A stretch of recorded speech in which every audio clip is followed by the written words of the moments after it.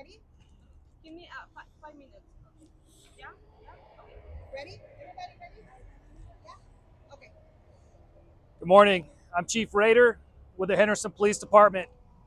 I'm here today to brief on a very tragic incident that occurred right behind us on the 215 freeway. Around 7:30 this morning on 215 westbound near Gibson, two vehicles became involved in a road rage incident when they began jockeying for positions, trying to pass each other on the congested freeway.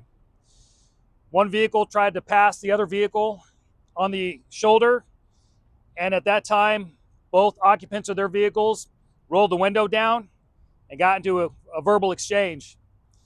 Our suspect then produced a handgun and fired one round at our victim vehicle, tragically striking an 11-year-old passenger who was sitting in the back seat of that vehicle. The stepfather driving the victim vehicle then rammed the suspect vehicle, causing them both to come to a stop in the middle of the freeway. Both drivers then got out of their vehicle and got in a heated exchange. At this time, a Las Vegas Metropolitan Police Department officer was driving by on the freeway, was held down, and was able to take the suspect into custody. Shortly after that, the Henderson Fire Department arrived on scene, and despite their best efforts and the efforts of the medical professionals at UMC, that 11-year-old succumbed to his injuries. Henderson Police Homicide Section responded, and they have arrested the 22-year-old suspect for open murder and discharging a firearm at a vehicle. That subject is currently at our detention center being booked in, and upon his completion of being booked in, his information and photo will be made available through a press release. I just want to remind everybody that we lost a life today that we didn't have to lose.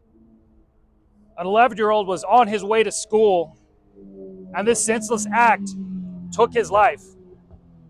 I need everybody to be patient on our roadways. We have an obligation to look out for each other.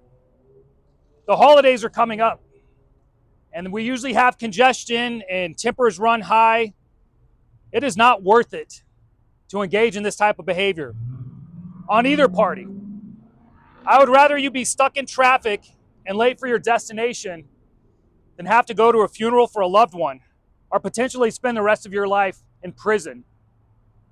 So we have to do better as a city. We have to do better as a community. We have to do better as human beings because we can't allow this to continue to happen. This time I'll take some questions. You can identify which vehicle that each party was driving. Our victim vehicle was a small hybrid SUV, and our suspect vehicle was a four-door sedan. Can you clarify who was in the shoulder, where they were specifically when the shooting happened? They were merging from the I-11 to westbound 215, and then right around Gibson, if you're driving towards Stephanie, that's where this all sort of happened at. And they were both jockeying for positions, trying to pass each other. And I'm not going to get into any more details right there, but the evidence on scene, the firearm is recovered. There's a impact to the vehicle. We feel very confident in our case that we have right now against our suspect. Chief Rader, how long is I-215 westbound supposed to be closed for? It's going to be closed for a long time. Like I said, we had a tragic incident today, and I know it's an inconvenience, but we have to make sure we get this right. We have our professionals out there with help from the state police, making sure they can safely process that. But we're putting on a murder case, and we're going to keep it closed as long as we need to, so we can have a successful prosecution on this case. Was the 22-year-old suspect the only one who had a gun? He was the only one. The 22-year-old suspect was the only occupant of his vehicle. And our victim vehicle, it was the stepfather and the juvenile as the only occupants. And then how many rounds were fired? Was it just one?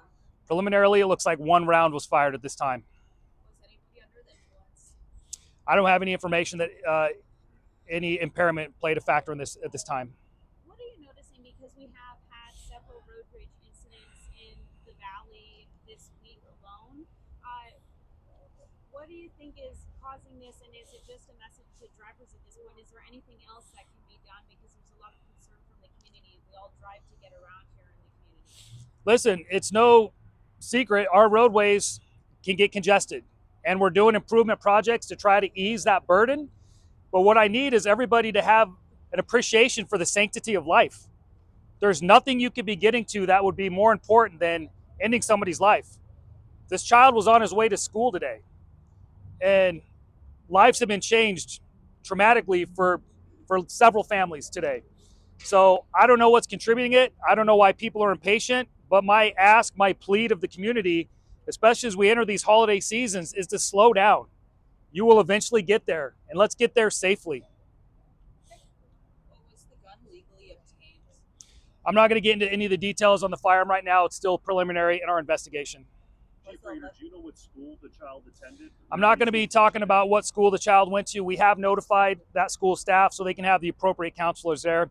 And that's all the time I have. Thank you very much. Thank you, Chief.